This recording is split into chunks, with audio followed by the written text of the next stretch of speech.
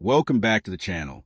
In today's video, you're about to hear a powerful and emotional story filled with unexpected twists, difficult decisions, and a surprising ending. Stay with us until the very end to discover what happens. They told me the divorce papers would be filed by morning.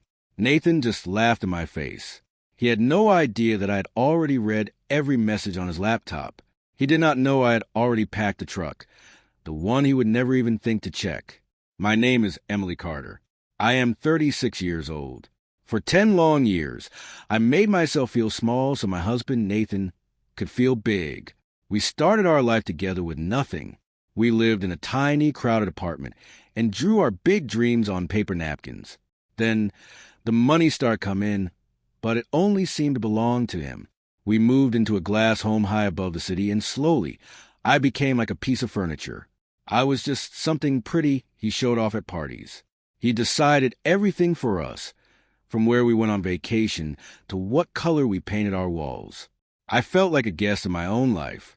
Hashtag the breaking point when I finally got my first big job in design.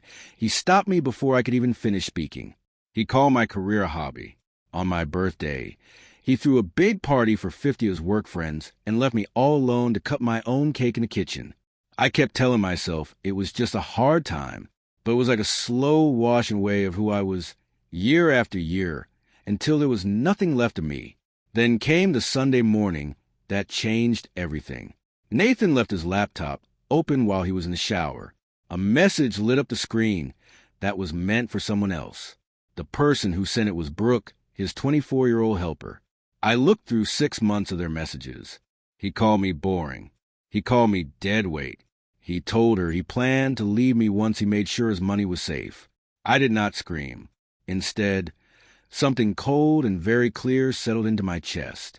I shut the laptop and handed him his coffee with a hand that did not shake. Hashtag walking away the next morning. I called a lawyer. I packed only the things that were truly mine and left everything else behind. When Nathan came home and found me sitting there with a suitcase, he laughed. He asked if I was joking. I told him I knew all about Brooke.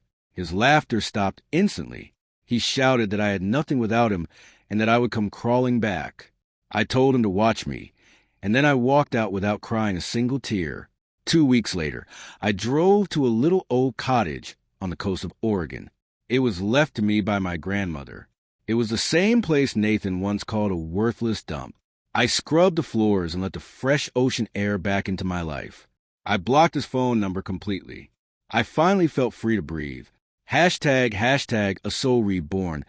I found a job at a small design firm where a man named Marcus looked at my drawings and told me they had sold. I cried after that, not because I was sad, but because I was finally being heard. 6 months later, I found out Nathan was marrying Brooke in a big, fancy wedding. I felt nothing at all. On the day of the wedding, I went for a walk on a high trail alone and let him go into the wind. I thought that would be the end, but it was only the start of his life falling apart. An old friend named Walter went to that wedding and told me everything. In front of all the people who give Nathan money for his business, Walter mentioned that Nathan had lost a lot of money. Nathan was confused and said he had lost nothing. He thought he was still the king of the world. Hashtag. The tables turned. Walter explained that the land I got from my grandmother had just been picked for a big building project. Along with my grandmother's other money, I was now worth 10 times more than Nathan. All the color left his face. Brooke stood there like she was frozen. Within the hour, someone caught Nathan on video yelling at a waiter and pushing Brooke. He was screaming that everyone was useless. The video was seen by 2 million people by Monday. His business partners left him within days. His company made him quit. Brooke packed a bag and left him, too. He started calling me that same weekend. His voice sounded broken and scared. He begged me to let him come to Oregon. He wanted to start over using my money and his business brain. He never once said he loved me. He only said he needed me. I told him gently that he needed to learn how to be alone. He screamed that I owed him everything. I said goodbye and blocked that number, too. Hashtag a life. I love it has been a year now. I am a partner at that design firm now. My name is on the door next to Marcus's name. I started a fund with some of my money to help young women in design. My grandmother's roses are growing on the stone wall of my cottage, and they are so full of life. I have a golden dog who sleeps at my feet while I draw.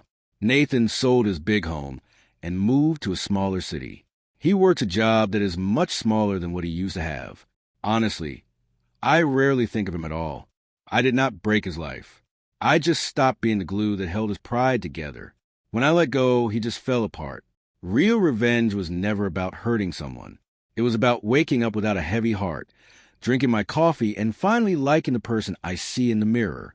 This morning, I stood on my porch and watched the waves. I am 37 years old, alone, and more whole than I have ever been. Sometimes the loudest way to find justice is to stay quiet. Sometimes the quietest revenge is just choosing yourself and never looking back. I am finally at peace with my world. Thank you for watching this story until the end. If you enjoyed the video, don't forget to like, subscribe, and turn on notifications for more emotional and unforgettable stories. See you in the next video.